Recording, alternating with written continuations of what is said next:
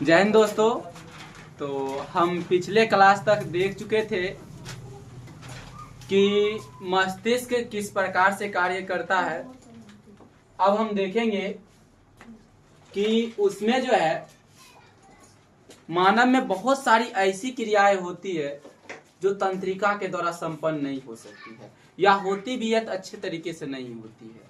उस चीज को नियंत्रण करने के लिए जीवों में ग्रंथि पाया जाता है। तो ग्रंथि की परिभाषा आपसे पूछ देगा तब तो बताएगा जीवों में, यानी जीवों में वैसा अंग जो विशेष प्रकार के रासायन, हार्मोन या रस को स्रावित करता है, उसे हम क्या कहते हैं?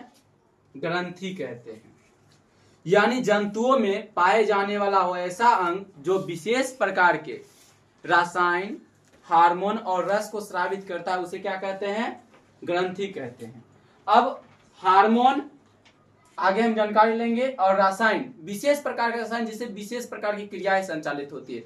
और रस पाचन तंत्र का जो है वीडियो जब हम बनाएंगे तो उसमें बता देंगे, अग्नाशय से रस निकलता है, यकृत से रस निकलता है, तो सबके बारे में हम बता देंगे। ग्रंथि को मुख्यतः 3 भागों में बांटा है। कितने भागों में बांटा गया ग्रंथि को? 3 भागों में। एक होता है बहिर्स्रावी ग्रंथि, दूसरा होता है अंतःस्रावी ग्रंथि और तीसरा होता है मिश्रित ग्रंथि। ग्रंथि को मुख्यतः 3 भागों में बांटा गया है: बहिर्स्रावी ग्रंथि, अंतःस्रावी ग्रंथि और मिश्रित ग्रंथि। बहिर्स्रावी ग्रंथि किसे कहते हैं? बहिर्स्रावी ग्रंथि का मतलब ये नहीं कि शरीर के बाहर रहता है। बहिर्स्रावी का मतलब ये नलिका युक्त होती है, यानी इसमें जो है नली पाई जाती है, इसको बहने के लिए एक नली पाया जाता है। इसी में यह बात, यह रक्त से बिल्कुल नहीं टच होती है, ना ही इसको रक्त से टच होना है। और ये क्या करता है? एंजाइम और जूस दोनों को निकालते हैं। जैसे आपके मुंह में लार ग्रंथि पाया जाता है, क्या लार से कभी देखे हैं खून निकलते हुए? नहीं देखे हैं, क्योंकि इसमें से क्या निकलता है? एंजाइम, और इसमें स्पेशल नली पाई जाती है। इसलिए जो है इसमें क्या होता है, यह रक्त से नहीं मिलती है, इसलिए मुंह से क्या होता है, लेर के समय लार ही गिरता है, ना कि उससे खून निकलता है। आंख से लैक्रिमल ग्रंथि से आंसू निकलता है। क्या आंसू के जगह पे खून निकला है? नहीं निकला है, निकल भी नहीं सकता है। तो वो गाना में अलग बात है कि गाना में बता देता है, लेकिन सही मायने में आंख से लैक्रिमल ग्रंथि से केवल आंसू ही निकलता है, ना कि जो है उससे खून निकलेगा। तो बहिर्स्रावी ग्रंथि किसे कहते हैं? वैसी ग्रंथि, वैसी ग्रंथि जो नलिका युक्त होती है और रक्त में नहीं मिलती है, उसे क्या कहते हैं? बहिर्स्रावी ग्रंथि। यह किसका सिक्रेशन करती है?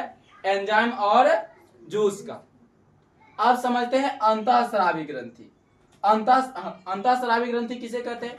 वैसी ग्रंथि जो नलिका विहीन होती है, मतलब ये इसमें जो ये नली नहीं पाई जाती, इस प्रकार के जो है स्पेशल नली नहीं पाई जाती है, यह सीधे रक्त में मिल जाती है। इसका स्रावन जो है सीधे रक्त में हो जाता है। जैसे देखिएगा किसी का थायराइड जब चेक होता है, उसका ब्लड लेकर के फिर उसको चेक किया जाता है कि इसमें कितना थायराइड की मात्रा है, यानी थायरोक्सिन हार्मोन की मात्रा है। तो ये क्या हो जाती है? रक्त में मिलती है। इससे हार्मोन निकलते हैं। इससे क्या निकलते हैं? हार्मोन निकलते हैं। एक होता है मिश्रित ग्रंथि। क्या है? वैसी ग्रंथि जो एंजाइम्स और हार्मोन दोनों को स्रावित करते हैं, उसे क्या कहते हैं? मिश्रित ग्रंथि। तो बहिर्स्रावी ग्रंथि जो एंजाइम का केवल स्रावन करेगा और जूस का स्रावन करेगा, उसे बहिर्स्रावी ग्रंथि। इसमें नलिका पाई जाती है, ये रक्त में नहीं मिलती है। अंतःस्रावी ग्रंथि यह नलिका विहीन होती है, जो केवल हार्मोन का स्रावन करती है और यह रक्त में मिलती है। एक होता है मिश्रित ग्रंथि जो एंजाइम और हार्मोन दोनों को स्रावित करता है, उसे क्या कहते हैं? मिश्रित ग्रंथि। हमें पूछ देगा कि शरीर की सबसे बड़ी ग्रंथि कौन सी होती है? शरीर की, मानव शरीर की सबसे बड़ी ग्रंथि कौन सी होती है? मानव शरीर की सबसे बड़ी ग्रंथि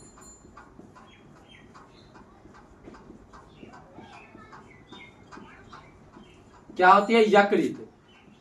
क्या होती है मानव शरीर की सबसे बड़ी ग्रंथि? यकृत। और सबसे छोटी पूछ देगा तब क्या बताइएगा? अग्नाशय नहीं होगा, पिनियल ग्रंथि। क्या हो जाएगा? पिनियल ग्रंथि।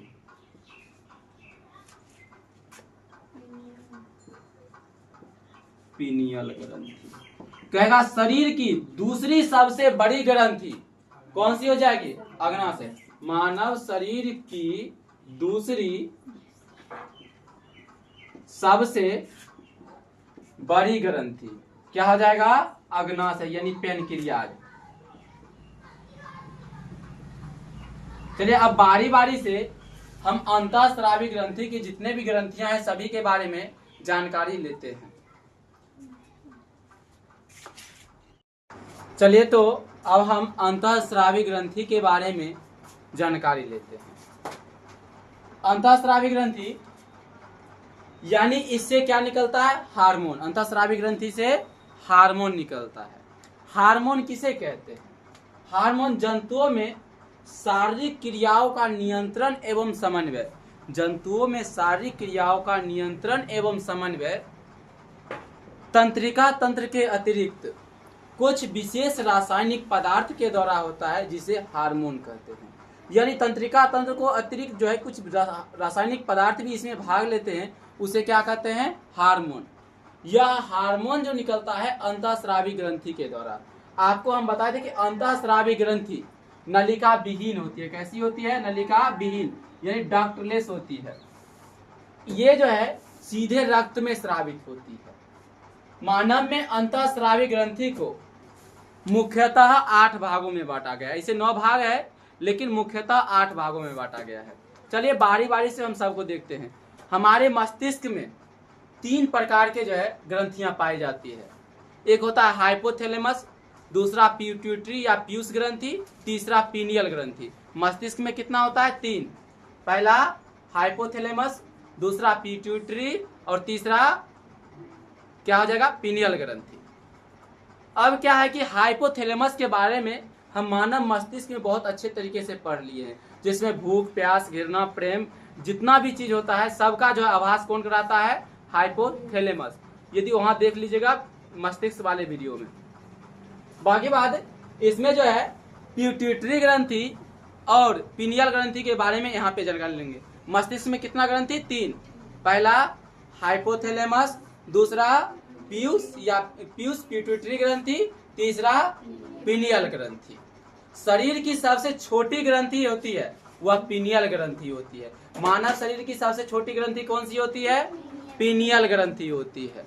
उसके बाद हमारे गला में 2 प्रकार की ग्रंथि पाई जाती है। एक होता है थायराइड। यहाँ पे देखिए गला को, यहाँ पे देखिएगा एच आकार के दिखेगा यहाँ पे, ये थायराइड। और इसके जस्ट पीछे पाराथायराइड ग्रंथि। गला में कितना ग्रंथि? 2। एक थायराइड, दूसरा पाराथायराइड। उसके बाद नीचे आइएगा तो छाती में एक ग्रंथि होती है जिसका नाम है थाइमस ग्रंथि। कौन सी ग्रंथि? थाइमस ग्रंथि। उसके नीचे जाएगा तो अमाशय और डेडुनम के बीच यानी छोटी आंत के बीच जो पाया जाता है वह कौन सा ग्रंथि पाया जाता है? पेनक्रियाज। हम इस ग्रंथि को बहिर्स्रावी ग्रंथि में नहीं पढ़े हैं, इसलिए हम इसे अंतःस्रावी ग्रंथि में पढ़ते हैं। लेकिन यह मिश्रित ग्रंथि है। कैसी ग्रंथि है? मिश्रित। इससे जो है इससे हार्मोन और रासायनिक पदार्थ दोनों स्रावित होते हैं। उसके नीचे जाएगा तो वृक्क के ऊपर ग्रंथि होती है, उसका क्या नाम है? अधिवृक्क ग्रंथि। वृक्क के ऊपर कौन सी ग्रंथि होती है? अधिवृक्क। वृक्क के ऊपर कौन सी ग्रंथि? अधिवृक्क ग्रंथि। उसके नीचे जाएंगे तो कौन सी ग्रंथि आएगी? जनन ग्रंथि। कौन सी ग्रंथि? जनन ग्रंथि। यानी फिर से उसको देख लेते हैं। मस्तिष्क में हाइपोथैलेमस, पिट्यूटरी और उसके बाद पीनियल। तो सबसे पहले है पीयूष ग्रंथि। सबसे पहले कौन सी ग्रंथि है? पीयूष ग्रंथि। यह आपको बताया गया था कि यह ग्रंथि जो है मस्तिष्क में पाया जाता है। पीयूष ग्रंथि और पीनियल ग्रंथि। यह ग्रंथि क्या करता है? बहुत सारे ग्रंथियों को नियंत्रित करता है, इसलिए इसे मास्टर ग्रंथि कहते हैं। यह बिल्कुल इस बीच में स्थित होता है। यहाँ पे देखते सीधे बीच में, यहाँ पे छेद करने के बाद जो है सीधे बीच में जाने का यहाँ पे जो है पिट्यूटरी ग्रंथि या पीयूष ग्रंथि स्थित होता है। इससे जो है यह क्या करता है? बहुत सारे ग्रंथियों को नियंत्रित करता है, इसलिए इसे हम मास्टर ग्रंथि कहते हैं। इसका वजन 0.6 ग्राम होता है। कितना होता है? 0.6 ग्राम होता है। इसका आकृति जो है मटर के दाने के समान होती है। कैसी होती है? मटर के दाने के समान होती है। यह क्या करती है, यह बहुत सारे हार्मोन को रिलीज करती है, बहुत सारे हार्मोन, लेकिन जिसमें हमको सबको नहीं पढ़ना है, कुछ ही को पढ़ना है। सबसे पहले होता है STH, सबसे पहला हार्मोन STH, इसको बोलते हैं सोमैटोट्रोपिक हार्मोन, सोमैटोट्रोपिक हार्मोन बोलते हैं। यह क्या करता है, इसका यदि अधिक स्राव हो जाए तो जाइगोटिज्म हो जाता है। अधिक स्राव से कौन सा बीमारी हो जाता है, जाइगोटिज्म, यानी उसका हाइट देखिएगा बहुत ज्यादा बढ़ गया। एकाएक किसी भी व्यक्ति का हाइट देखिएगा, पहले वह नॉर्मल रहेगा और 1 साल के बाद या कुछ दिन के बाद ही जो उसका हाइट बहुत ज्यादा बढ़ जाता है। उसमें कौन सा हार्मोन अधिक स्रावित हो जाता है, STH। कई सारे बच्चे ऐसे होते हैं बाल्य अवस्था में या बचपन में, उनमें क्या होता है, STH का स्राव सही तरीका से नहीं होता है। जब इसका स्राव सही तरीका से नहीं होता है तो उसको जो है बीमारी हो जाती है, जिसे हम लोग बौनापन कहते हैं। कौन सी बीमारी हो जाती है, बौनापन। आगे जो है दूसरा हार्मोन TSH, कौन सा hormone, TSH, thyroid stimulating hormone, thyroid stimulating hormone. यह क्या करता है, थायराइड ग्रंथि को जो है हार्मोन को रिलीज करने के लिए प्रेरित करता है। ये जो थायराइड ग्रंथि है इसको बोलता है हार्मोन रिलीज करने के लिए प्रेरित करता है। आगे जो है तीसरा नंबर पर है LTH, लैक्टोजेनिक हार्मोन। कौन सा हार्मोन, लैक्टोजेनिक हार्मोन। यह हार्मोन मादाओं में दुग्ध स्राव उत्पन्न करने में सहायक होता है, यानी दूध को उत्पन्न करने में सहायक होता है। जब जो है माँ बच्चे को जन्म देती है तो उस समय जो है यह हार्मोन रिलीज होता है, जिससे जो है बच्चे को जो है दूध मिल सके। आगे जो है ADH, एंटी ड्यूरेटिक हार्मोन, या इसी को बेसोप्रीन हार्मोन कहते हैं। कौन सा hormone, ADH, anti diuretic hormone या बेसोप्रीन हार्मोन कहते हैं। यह हार्मोन शरीर में जल संतुलन को बनाए रखता है। यह हार्मोन क्या करता है, शरीर में जल संतुलन को बनाए रखता है। इसकी यदि अधिकता हो जाए तो पेशाब जो है गाढ़ा हो जाता है, और इसकी जब कम हो जाए तो पेशाब बहुत पतला हो जाता है, यानी इसमें ग्लूकोज की मात्रा को यह नियंत्रित करता है जल में। आगे है थायराइड ग्रंथि या अवटु ग्रंथि। कौन सी ग्रंथि, थायराइड या अवटु ग्रंथि। यह शरीर की सबसे बड़ी अंतःस्रावी ग्रंथि होती है। कौन सी ग्रंथि होती है, शरीर की सबसे बड़ी अंतःस्रावी ग्रंथि होती है। यह ग्रंथि यहाँ पे स्थित होता है, यहाँ पे हाथ दीजिएगा तो आपको H आकार की नजर आएगी। शरीर की सबसे बड़ी अंतःस्रावी ग्रंथि कौन सी है, थायराइड ग्रंथि है। इसकी आकृति कैसी होती है, H के आकार की होती है। यहाँ पे ट्रेकिया है, ट्रेकिया की दोनों साइड स्थित हो, यहाँ पे ट्रेकिया के दोनों साइड यह स्थित होता है, और लैरिक्स के पास स्थित होता है। यह क्या करता है, थायरोक्सिन हार्मोन जो इससे निकलता है, इससे जो निकलने वाला हार्मोन होता है वह थायरोक्सिन होता है। यह हार्मोन जो है कार्बोहाइड्रेट, वसा और प्रोटीन के सामान्य उपापचय, यानी इसको तोड़ने में या पचाने में जो है मदद करता है। अब क्या होता है, थायरोक्सिन जो हार्मोन जो रिलीज होता है वह आयोडीन के कारण होता है, और यदि इसकी कमी हो जाए तो यह जो होता है, ये जो है ग्लैंड जो है यह फूल जाता है। ये जो है थायराइड ग्रंथि जो है फूल जाता है, इसमें सूजन आ जाता है, इससे बीमारी होती है। देखिए कई व्यक्ति की ये जो है यहाँ से पूरा फूल जाता है, उसको बीमारी हो जाती है जिसे घेघा या ग्लैंड कहते हैं, अंग्रेजी में इसे ही ग्वाइटर कहते हैं। तो क्वेश्चन एग्जाम में आता है कि ग्वाइटर या घेघा नामक रोग किस कमी से होता है, तो आंसर लगाएगा आयोडीन के कमी से। यानी ग्वाइटर या घेघा नामक रोग किसकी कमी से होता है, आयोडीन की कमी से होता है। इसलिए अब जितना भी नमक देखिएगा, सभी नमक, चाहे डांडी देखिए, टाटा का नमक देखिए, सब पे लिखा है आयोडीन युक्त नमक। तो आयोडीन युक्त नमक इसलिए होता है ताकि जो है वह थायराइड ग्रंथि से निकलने वाला थायरोक्सिन हार्मोन को जो है सही तरीका से स्रावित कर सके। यदि इसकी कमी हो जाएगी तो घेघा नामक रोग हो जाएगा। अब आगे देखते हैं।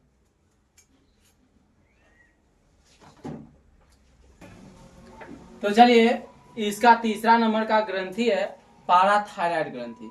एक ग्रंथि छूट गई है, पिनियल ग्रंथि, जिसके बारे में हम लास्ट में चर्चा कर लेंगे। तो पाराथायराइड ग्रंथि क्या है, यह क्या होता है, थायराइड ग्रंथि के जस्ट पीछे होता है। ये थायराइड ग्रंथि के जस्ट पीछे कौन सी ग्रंथि होती है, पाराथायराइड ग्रंथि होती है। इससे कौन सा हार्मोन स्रावित होता है, पाराथायरोक्सिन हार्मोन। पाराथायराइड ग्रंथि से पाराथायरोक्सिन नामक हार्मोन स्रावित होता है। यानी पाराथायराइड ग्रंथि से कौन सा हार्मोन स्रावित होता है? पाराथायरॉक्सिन नामक हार्मोन स्रावित होता है। यह क्या होता है, इसकी आकृति भी मटर के दाने के समान ही पाली युक्त होती है। यह जो है शरीर में यानी शरीर में कह सकते हैं रक्त के माध्यम से जाता है, तो यह रक्त में कैल्शियम की मात्रा को नियंत्रित करता है। आगे, यह पीयूष ग्रंथि के कंट्रोल में नहीं होता है। पीयूष ग्रंथि क्या करती है कि सभी ग्रंथि को कंट्रोल में रखती है, लेकिन जो है यह पाराथायराइड ग्रंथि जो है यह पीयूष ग्रंथि के कंट्रोल में नहीं होता है। थाइमस ग्रंथि, यह एकदम वक्ष के पास पाया जाता है, छाती के पास पाया जाता है। यह ग्रंथि क्या होती है? प्रोटीन और लिम्फोसाइट का निर्माण करती है। यह छोटे बच्चे में जो है 2 साल का होता है तब यह बढ़ना शुरू होता है, और फिर में 15 साल होते होते जो है यह खत्म हो जाता है।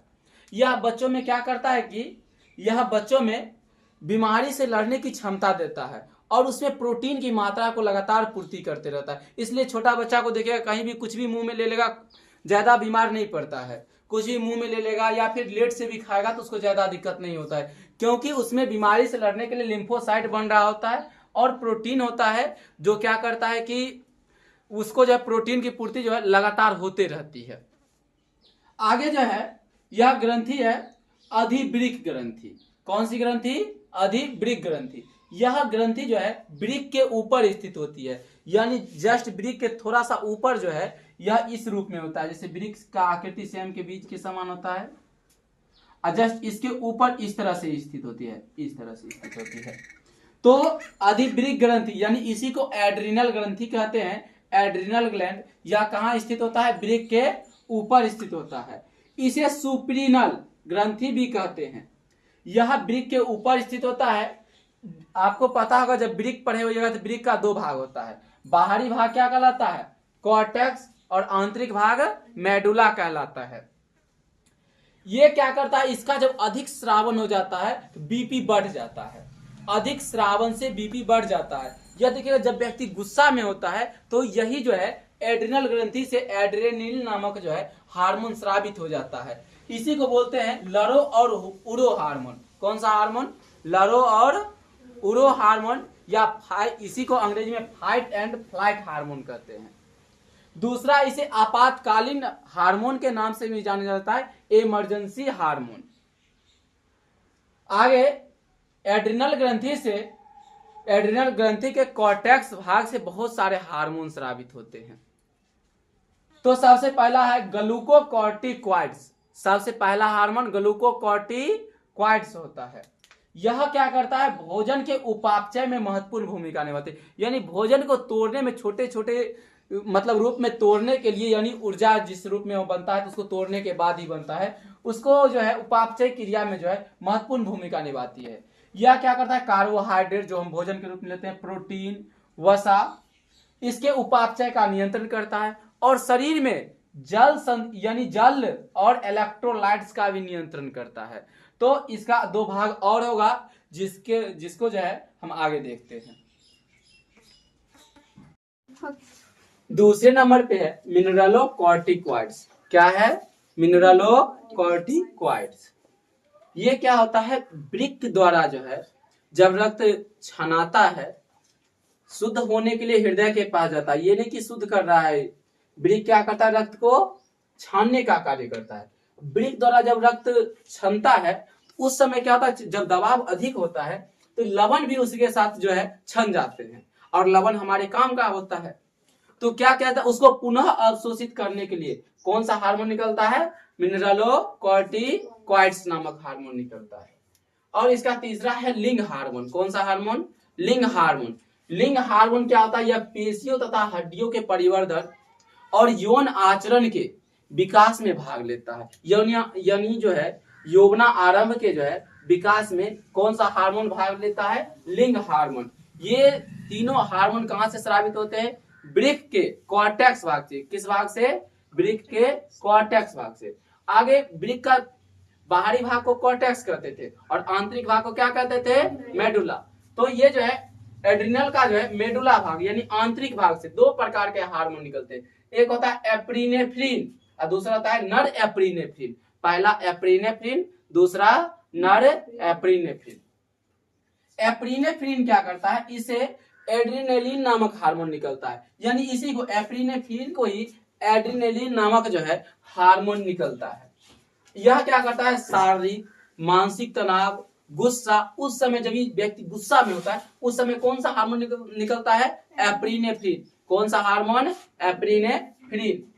और इसका दूसरा कौन सा हार्मोन है, नॉरएप्रिनेफ्रिन। कौन सा हार्मोन, नॉरएप्रिनेफ्रिन। जब गुस्सा व्यक्ति आता है, देखिए उसका दिल का धड़कन बढ़ जाता है, तो वो बढ़ाने का काम कौन करता है, नॉरएप्रिनेफ्रिन। दिल की धड़कनें बढ़ जाती है, उसके बाद उसका रक्तचाप बढ़ जाएगा। कभी गुस्सा में आइएगा तो उस समय आपको पता लगेगा, देखिए दिल का धड़कन, कभी दिल पे हाथ रख के देखिएगा, पूरा धड़कन बढ़ जाता है। उसके बाद देखिए बीपी बढ़ जाएगा पूरा, जिसका बीपी हाई होगा उसका और बीपी हाई हो जाता है। एक तो हाई पहले से और ज्यादा हाई हो जाएगा, बीपी बढ़ जाता है। तो आदिवृक्क ग्रंथि को पूरा डिटेल से हम देख लिए। आगे है अग्नाशय ग्रंथि। कौन सी ग्रंथि है, अग्नाशय ग्रंथि। अग्नाशय ग्रंथि क्या होता है, यह अमाशय और डेड्यूनम के बीच पाया जाता है। यहाँ पे जो है, जब यहाँ पे इमेज डाल देंगे उसमें देख लीजिएगा, ये जो है अमाशय और डेड्यूनम के बीच पाया जाता है। इसका रंग पीला होता है। इसका रंग कैसा होता है, पीला होता है। अग्नाशय का रंग कैसा होता है, पीला। इससे कौन सा हार्मोन निकलता है, इंसुलिन। कौन सा हार्मोन निकलता है, इंसुलिन। इससे जो है यह दोनों प्रकार की ग्रंथि में काम आता है। यह बहिर्स्रावी और अंतःस्रावी दोनों ग्रंथि में कार्य करता है। इससे एंजाइम निकलता था लेट। कौन सा एंजाइम, लेट। आपको बताए थे, लाइपेज एमाइलेज ट्रिप्सिन। अग्नाशय से कौन सा एंजाइम, लेट, लाइपेज एमाइलेज और ट्रिप्सिन। जबकि इससे हार्मोन कौन सा निकलता है, इंसुलिन। और इंसुलिन क्या करता है, यह शरीर में यानी रक्त में जो है ग्लूकोज की मात्रा को नियंत्रित करता है। यदि उसमें ग्लूकोज की मात्रा ज्यादा होगा तो फिर उसको कम करने का भी कार्य करता है। और जब व्यक्ति एजिड होता है, धीरे धीरे जब एज बढ़ता है, बुढ़ापा की ओर जाता है, तो ये क्या करता है कि इंसुलिन बनाना धीरे धीरे कम कर देता है।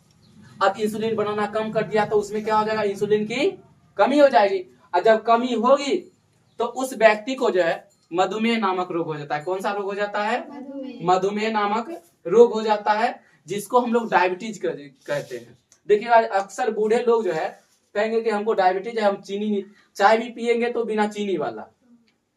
अजीब रहेगा, आप लोग एकदम चीनी डाल डाल के चाहिएगा, और चीनी रहता तो और अच्छा लगता।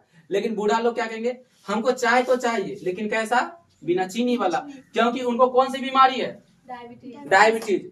और ऐसे व्यक्ति को डॉक्टर क्या कहते हैं कि आप पहले तो मीठा चीज से दूर रहिए, ना ही रसगुल्ला खा सकते हैं, ना ही चीनी खा सकते हैं, मतलब मीठा चीज से दूर रहिए। दूसरे नंबर, समय समय पे क्या कहा जाता है कि आप जो है इंसुलिन की सुई लगवाते रहिए, और नहीं लगवाएंगे तो फिर बीमारी ग्रस्त रहेंगे। आगे है जनन ग्रंथि। कौन सी ग्रंथि, जनन ग्रंथि, जिसको हम लोग गोनैड्स कहते हैं। जनन ग्रंथि क्या है, मनुष्य में नर में वृषण पाया जाता है जनन के लिए, और मादा में अंडाशय पाया जाता है। नर में क्या पाया जाता है, वृषण, और मादा में क्या पाया जाता है, अंडाशय। वृषण नर में पाया जाता है और इससे निकलता क्या है, शुक्राणु। वृषण से क्या निकलता है, शुक्राणु। और वृषण से टेस्टोस्टेरोन नामक हार्मोन भी निकलता है। यह मुख्यतः मतलब उसका प्रमुख हार्मोन है टेस्टोस्टेरोन। इसके बारे में और ही ज्यादा डिटेल से जानकारी इसके अगले पार्ट में, जब हम नर जनन तंत्र और मादा जनन तंत्र बताएंगे, वहां पे जानकारी लेंगे। आगे मादा में कौन सा पाया जाता है, अंडाशय। मादा में कौन सा पाया जाता है, अंडाशय यानी ओवरी पाया जाता है। ओवरी से 3 प्रकार के हार्मोन निकलते हैं। ओवरी से कितने प्रकार के हार्मोन निकलते हैं, 3 प्रकार के हार्मोन निकलते हैं। पहला एस्ट्रोजन, दूसरा प्रोजेस्टेरोन, और तीसरा क्या हो जाता है, रिलैक्सिन। एस्ट्रोजन देखिएगा, जब 2 बच्चे को देखेगा, जब दोनों का जब 10 साल से कम एज होगा, दोनों का आवाज आपको पतला एकदम इक्वल लगेगा, आप दोनों में अंतर नहीं कर पाइएगा। लेकिन जब उसका एज 12, 13 या 14, 15 के करीब हो जाता है, तो उसमें देखिएगा दोनों के आवाज में अंतर हो जाता है।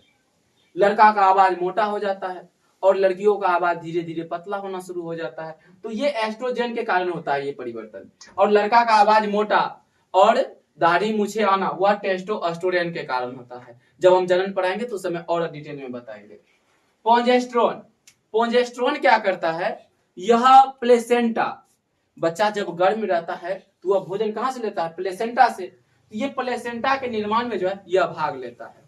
और लास्ट है रिलैक्सिन, रिलैक्सिन जब गर्भ की अंतिम अवस्था हो जाती है, जब बच्चा गर्भ से बाहर आ रहा होता है, उस समय रिलैक्सिन नामक जो है हार्मोन स्रावित होता है। यह क्या करता है, गर्भाशय को संकुचन होने से रोकता है, संकुचन होने से रोकता है, और दूसरे है जो है यह योनि को चौड़ा करता है, ताकि जो है शिशु जो है आसानी से गर्भ से बाहर आ सके।